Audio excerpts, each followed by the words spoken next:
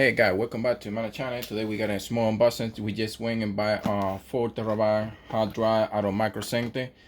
And guys, before we just go and open this beautiful box, go back in the bottom and looking for that subscribe button and subscribe to our channel so you can keep keeping our contents like that. So without further ado, we're just gonna go and open this small box and we're gonna see what we got inside.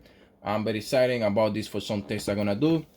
And I want to see how good it is, this cheap hard drive is, and we're gonna do some tests during our journey, and this is gonna be one of them.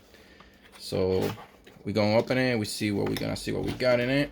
First of all is the cover, the hard drive, and that's what we got in the hard drive, and that's it. Oh, a little manual. That's what is coming with them. I can see it. There's nothing over there. That's it. Put this back in it. So we got, that's our hard drive. What's in the box? Okay, we got our small manual and all the language we wanted. That's talking about the guarantee of the hard drive, and that's it. So let's see what we got over here. You guys can see it. It's a brand new, it's just sealed, never been opened. So I'll be the first one to open it besides the factory when they tested it out. Okay, I can see it. This is a 4 TB hard drive.